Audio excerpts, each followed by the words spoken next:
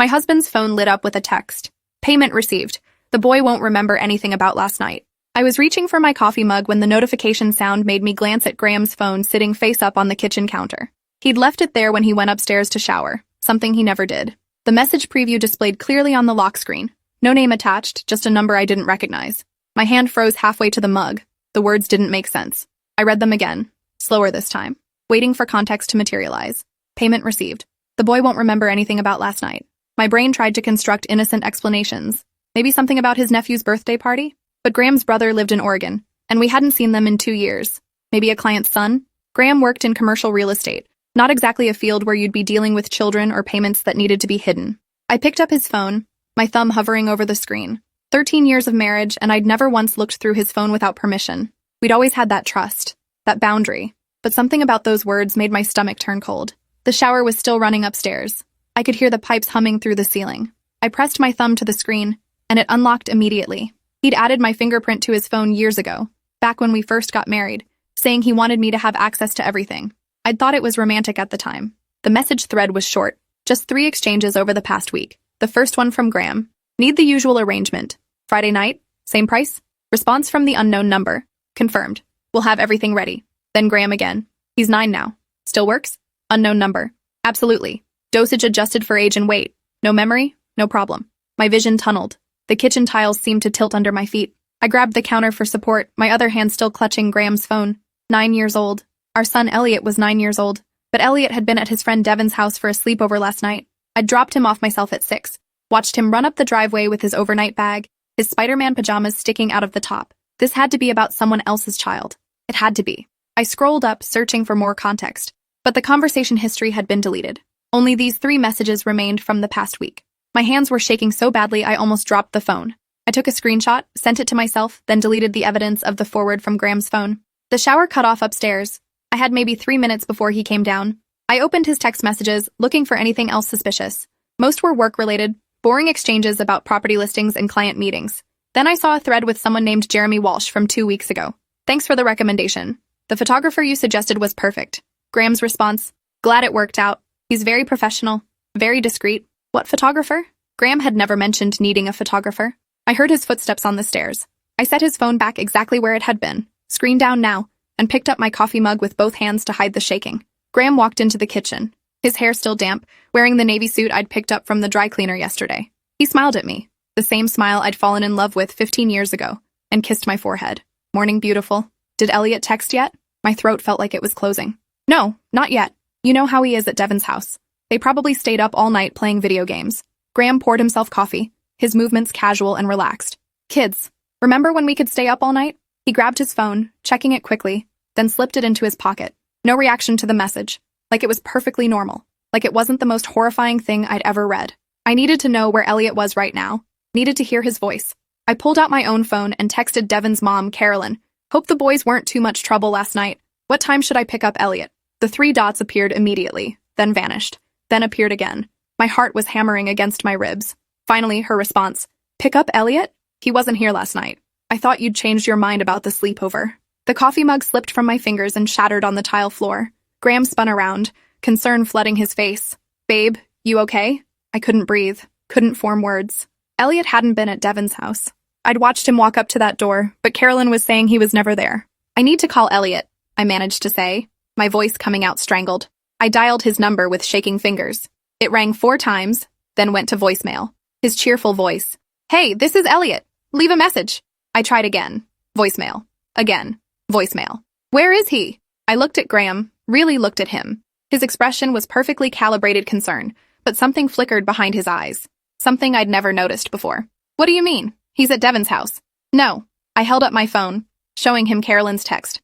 He's not. She says he was never there. Graham's face went pale. Actually pale, like the blood had drained right out. That's impossible. You dropped him off. I saw you leave. Call him, I said. My voice sounded like it belonged to someone else. Someone harder and colder. Call our son right now. Graham pulled out his phone, made a show of dialing. I watched his fingers, watched which contact he selected. It said Elliot Mobile, but I couldn't shake the feeling that he was calling someone else entirely. He held the phone to his ear, waited, then lowered it. Voicemail. He probably left his phone in his bag. You know how he is. That was true. Elliot was constantly forgetting to charge his phone or leaving it buried in his backpack, But the timing, the message, the lie about where he was, none of it made sense unless what? Unless my husband of 13 years had done something to our son? That couldn't be real. That couldn't be happening. I'm driving over there, I said, already grabbing my keys from the hook by the door. Graham moved fast, putting himself between me and the door. Not threatening, just blocking. I'll go. You're clearly upset. I'll check Devin's house, and I'm sure there's been some mix-up. Get out of my way. I'd never used that tone with him before. Never had reason to. We didn't fight like this. We didn't fight at all, really. We were the couple everyone envied, the ones who still held hands at parties, who finished each other's sentences. His jaw tightened. For just a second, I saw something in his face I didn't recognize. Then it was gone, replaced by that concerned husband expression. Naomi, you're scaring me. What's going on? That text, I said. The one you just got.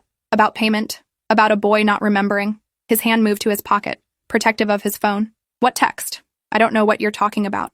I saw it, Graham. It was on your lock screen. A pause that lasted too long. Then he laughed, but it sounded wrong. Hollow. Oh, that's about a client's kid. They're buying a house, wanted to make sure their son didn't remember seeing the property before the surprise reveal. It's a whole thing. The lie was so smooth, so practiced. How many times had he lied to me with that same casual tone? How many times had I believed him? Move, I said again. This time I shoved past him, my shoulder hitting his chest. He let me go. I was halfway to my car when he called out from the doorway. Naomi, please. You're not thinking clearly. I didn't respond, just got in the car and reversed out of the driveway too fast, leaving rubber marks on the concrete. My phone rang immediately. Graham. I declined the call. It rang again. Declined. Again. I turned it off completely. Devin's house was 7 minutes away. I made it in 4, running 2 stop signs and pushing 40 in a residential zone. Carolyn was already standing on her front porch when I screeched to a stop, like she'd been waiting. She came down to meet me as I practically fell out of the car. What's happening? Your text scared me. When did Elliot text you? I asked.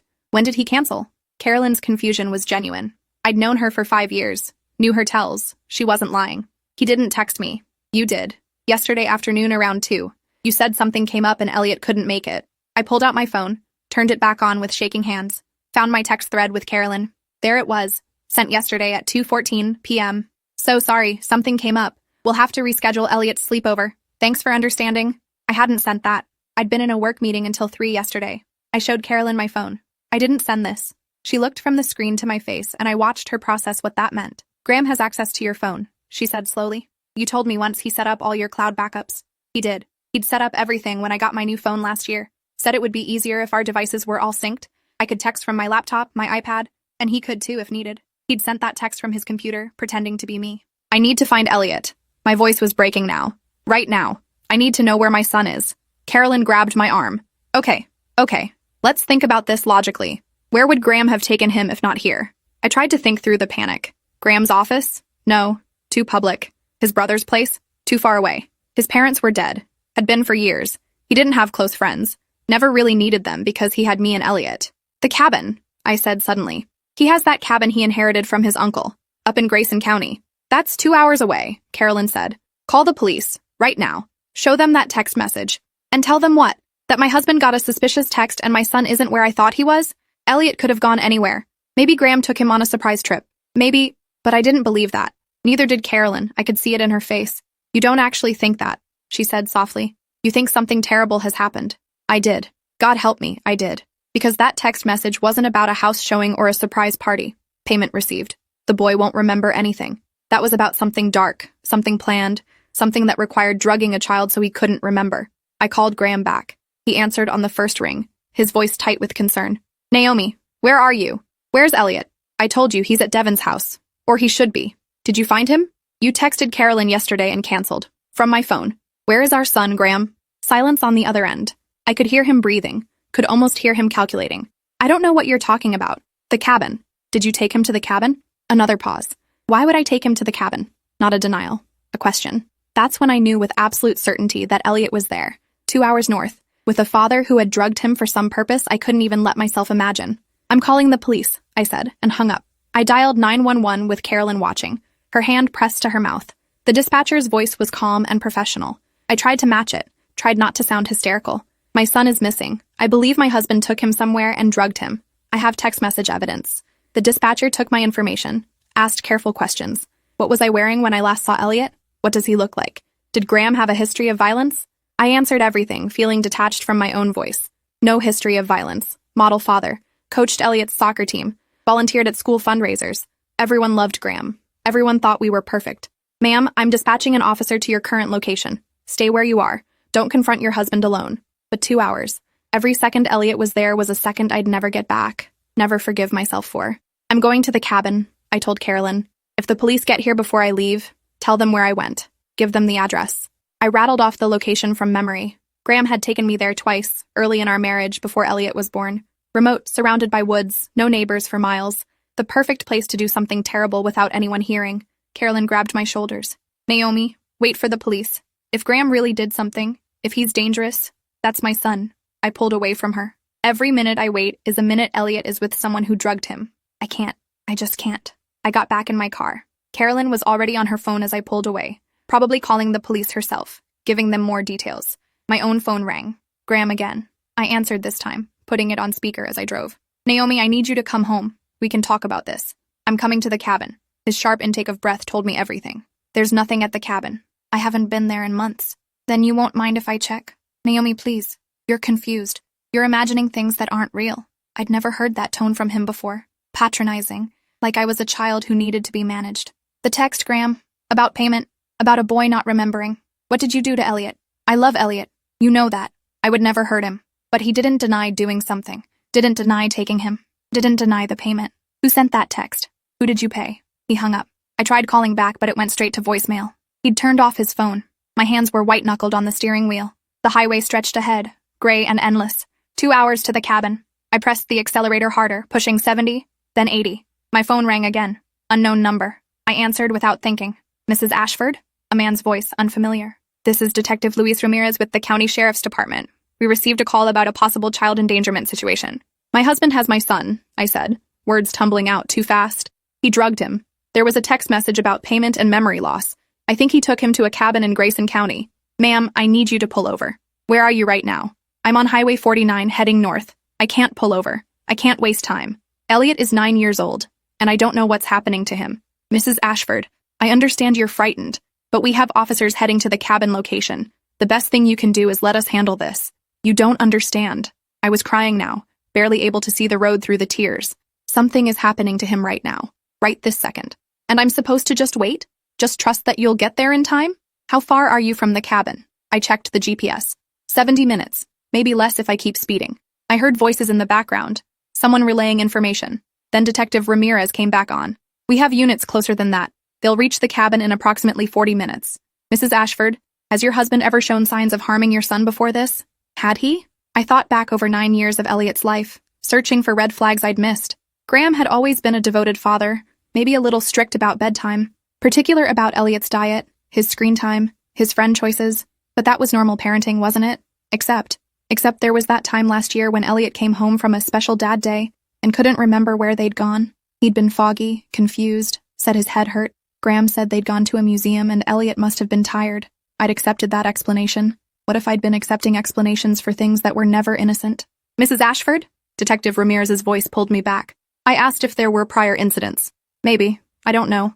I'm remembering things differently now. What things? Times when Elliot seemed confused or couldn't remember. Graham always had explanations. I trusted him. I'd trusted him completely. Absolutely. The way you trust someone you've built a life with, who knows your coffee order and your mother's birthday and which side of the bed you prefer. The way you trust someone who has never given you a single concrete reason to doubt them. I'm going to stay on the line with you, Detective Ramirez said. But I need you to promise me you won't enter that cabin until officers arrive. If your husband is dangerous, you could be putting yourself and your son at greater risk. He won't hurt me. But even as I said it, I wasn't sure. I didn't know who Graham was anymore. Didn't know what he was capable of. The man I'd married wouldn't drug his own child. Wouldn't arrange secret payments. Wouldn't lie about his son's location. But that man wasn't real, was he? That man was a construction. A mask. I'd been living with a stranger for 13 years. Mrs. Ashford, I need that promise. Wait for the officers. I didn't respond. I couldn't promise that. If I got there and Elliot was inside, nothing would stop me from going in. My phone buzzed with another call. I glanced at the screen. It was a number I recognized from Elliot's school. Detective, I have another call. It might be about Elliot. Take it. I'll hold. I switched over. Hello? Mrs. Ashford, this is Principal Kenneth Larson. I'm calling because we had an incident this morning that concerns Elliot. This morning? But Elliot was supposedly at a sleepover. He shouldn't have been anywhere near school. What incident? Elliot arrived at school at 7:30, before most staff. He was confused, disoriented. The nurse examined him and found what appears to be an injection site on his upper arm. We've been trying to reach you for the past hour. My vision swam. I swerved slightly, caught myself. He's at school? Right now? Yes, he's in the nurse's office. Mrs. Ashford, he says he doesn't remember anything after dinner last night. He woke up in his bed this morning and came to school like normal, but he has no memory of the evening. Given the injection site and his symptoms, we've called an ambulance. I need you to come to the school immediately. Is he okay? Is he hurt? Physically, he appears unharmed, but he's very frightened and confused. The paramedics are with him now. I made an illegal U-turn across the highway median, tires screaming. Cars honked. I didn't care. I'm 20 minutes away. Don't let him leave with anyone. Not Graham, not anyone. Mr. Ashford isn't here. We haven't been able to reach him either. I switched back to Detective Ramirez, explained what the principal had said. Elliot's at school. He has an injection site on his arm. He doesn't remember last night. That changes things, Ramirez said grimly. Units are still proceeding to the cabin to locate your husband, but I'm redirecting another unit to the school. Mrs. Ashford, when you get there, don't leave. We'll need to take your statement and examine your son's phone records and device. 20 minutes later, I ran through the school's main entrance. The receptionist tried to stop me, but Principal Larson appeared and waved me through. Elliot was in the nurse's office, sitting on the examination table with a blanket around his shoulders despite the warm morning. He looked so small, so young. When he saw me, his face crumpled. Mom, something's wrong with me. I can't remember. I wrapped him in my arms, holding him so tight I probably hurt him. He smelled like his strawberry shampoo and something chemical I couldn't place. Over his shoulder, I saw the paramedic showing Principal Larson something on his tablet. The nurse had documented the injection site with photos. A small red mark on Elliot's upper arm, right below the sleeve of his t-shirt. Sweetheart, what's the last thing you remember from yesterday? I kept my voice steady even though everything inside me was screaming. We had tacos for dinner. You let me have extra sour cream. Then Dad said we should watch a movie, and I was picking which one. He pulled back, looking at me with frightened eyes. Then I woke up this morning in my bed. But I don't remember the movie. I don't remember going to sleep. Why can't I remember, Mom? Do you remember Dad doing anything? Giving you medicine or a shot? Elliot shook his head. I don't remember anything. It's just gone. Did I hit my head? The nurse said I have a mark on my arm. The paramedic approached carefully. Mrs. Ashford, we'd like to transport Elliot to the hospital for a full examination. The injection site is consistent with an intramuscular injection, and given his memory loss, we need to determine what substance was administered. Do whatever you need to do. I kept one arm around Elliot. I'm coming with you. Mom, where's Dad? Elliot asked. Why isn't he here? I didn't know how to answer that. Didn't know what to tell him that wouldn't break him. Dad's not available right now, but I'm here. I'm not leaving. Detective Ramirez arrived at the hospital 40 minutes after we did. Elliot was in the emergency room, giving blood samples and undergoing a full physical examination. I was in the waiting area, trying to hold myself together. Mrs. Ashford. Detective Ramirez was in his late 40s, with gray at his temples and eyes that had seen too much. Officers searched the cabin. Your husband wasn't there, but we found evidence he'd been there recently. Empty syringe packages, sedative medication, and camera equipment. Camera equipment. The photographer that Jeremy Walsh had thanked Graham for recommending. Very professional, very discreet.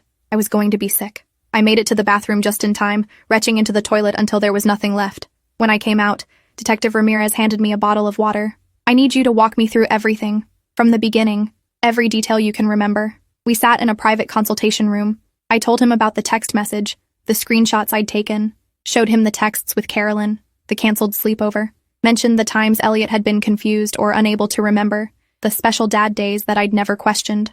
How often did these memory lapses occur? Ramirez asked. Maybe once every few months? I thought Elliot was just tired. He's a kid. Kids space out sometimes. Did your husband have access to medications? Does he work in healthcare? No. He's in commercial real estate. But his uncle was a doctor before he died. That's whose cabin it is. Was. Ramirez made notes. The medications we found at the cabin are controlled substances, typically used in medical settings for sedation. Your husband would have needed a source for these drugs. Jeremy Walsh, I said suddenly. Graham texted someone named Jeremy Walsh about a photographer. What if Walsh is connected to this somehow? We'll look into it. Ramirez paused. Mrs. Ashford, I need to prepare you for what we might find. The camera equipment, the sedatives, the careful planning. This suggests your husband may have been documenting these incidents, recording them. I understood what he wasn't saying. Child exploitation, sexual abuse. My husband, Elliot's father, had been drugging our son and doing something terrible enough that he needed Elliot unconscious and unable to remember. I want to see Elliot's medical records, I said. Every appointment, every checkup. I want to know if there were signs I missed. We'll obtain those records. But Mrs. Ashford, you need to understand something. People who do this are often master manipulators. They're skilled at hiding their true nature, even from those closest to them. Especially from those closest to them. How long? My voice was barely a whisper. How long do you think this was happening? That's what we need to determine. But based on the evidence and your son's memory gaps, possibly months, maybe longer. A nurse came in, asked to speak with me privately. I followed her to Elliot's room. He was lying in the hospital bed, an IV in his arm, looking exhausted. The initial blood work came back, the nurse said quietly. He has trace amounts of midazolam in his system. It's a sedative commonly used in medical procedures. Given the levels, he was likely injected within the past 12 to 18 hours. I sat on the edge of Elliot's bed, brushing his hair back from his forehead. How are you feeling, sweetheart? Tired? The doctor said I was drugged. Mom, why would someone drug me? Because your father is a monster. Because I failed to protect you. Because evil doesn't always look like evil from the outside. I don't know, baby. But you're safe now. I promise you're safe. But was he? Graham was still out there somewhere, his phone turned off, his location unknown. What if he tried to take Elliot? What if he came to the hospital? Detective Ramirez is right outside, I said, more to reassure myself than Elliot. No one's going to hurt you. My phone rang. Unknown number again. I stepped into the hallway to answer. Mrs. Ashford, this is Denise Chen from Child Protective Services. I've been assigned to Elliot's case. I need to conduct an interview with both you and Elliot, and I'll need to inspect your home. Whatever you need.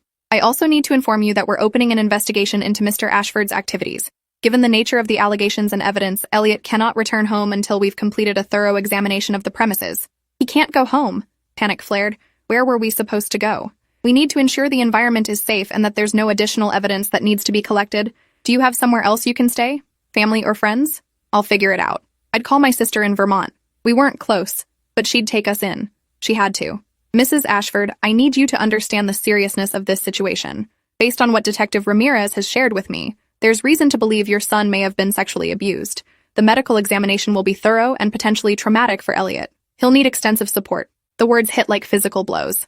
Sexually abused? My 9-year-old son. By his own father. I'll be there for him. Whatever he needs. We'll also need to examine your role in this. Whether you knew or should have known what was happening. I didn't know. I swear to God I didn't know. But should I have known? Should I have questioned more? Pushed harder when Elliot seemed confused? What kind of mother doesn't notice her child is being abused? Denise Chen arrived an hour later, a slim woman in her 50s with kind eyes and a manner that was both compassionate and professional. She interviewed Elliot first, with me present, asking gentle questions about his relationship with Graham, about their alone time together, about anything that made him uncomfortable. Elliot couldn't remember specifics. The drugs had done their job, but he mentioned feeling afraid sometimes after dad time, not knowing why, feeling sore in places he couldn't explain. I thought I was imagining it, Elliot said, his voice small.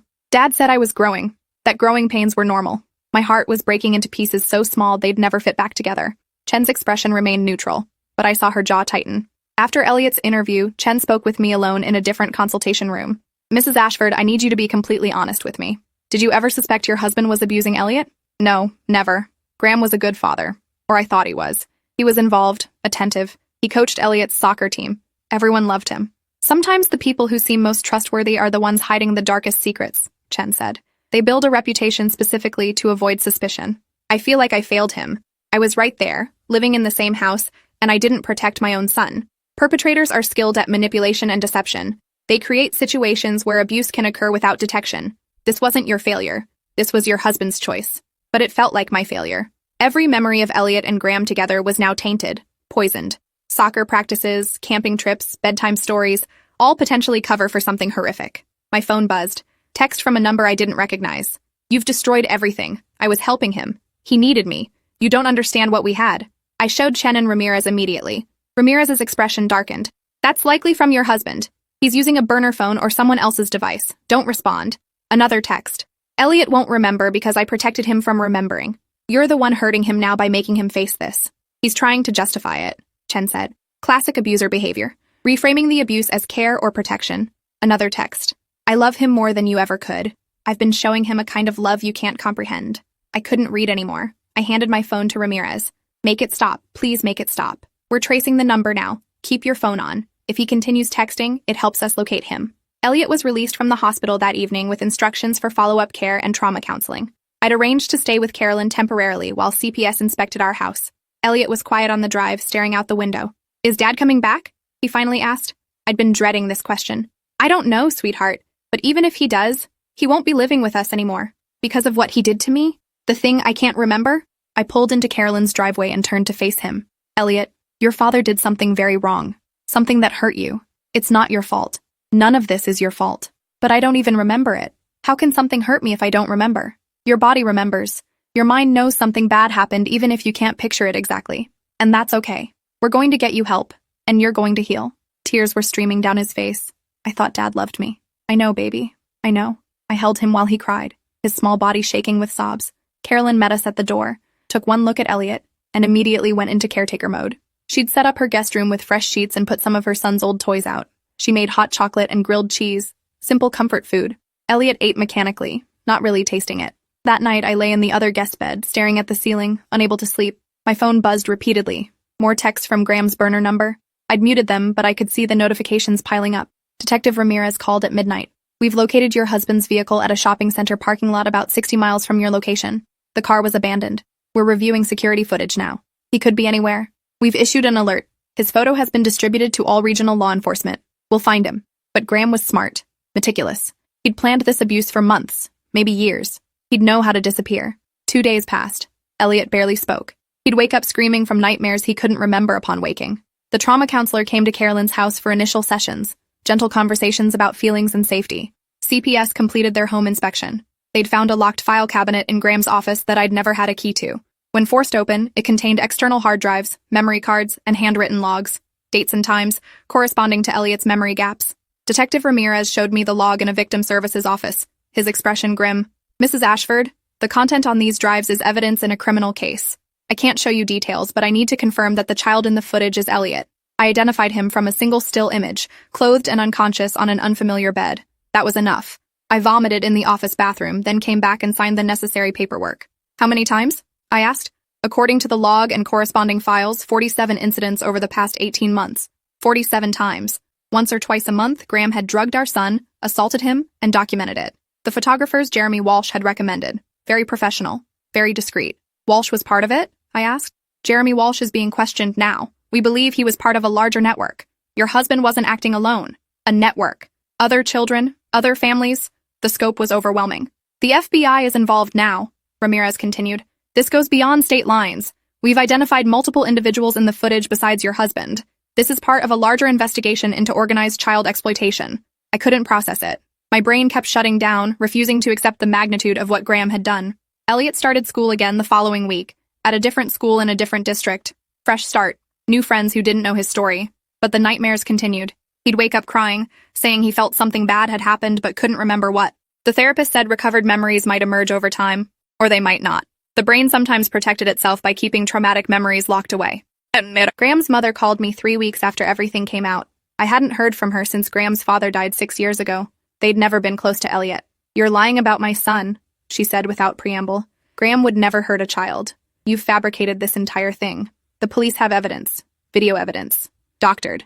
You're trying to destroy him because you want a divorce. I know how women like you operate. I hung up. She called back immediately. I blocked her number. The preliminary hearing was scheduled for 6 weeks out, but Graham still hadn't been found. He'd disappeared completely, leaving no digital trail, no credit card usage, nothing. He had this planned, Ramirez said. He likely had a go bag prepared, fake identification, cash reserves. This level of premeditation is consistent with organized offenders. You think he knew I'd find out eventually? I think he had contingency plans. People like your husband operate with multiple layers of protection and exit strategies. More victims came forward after the news coverage.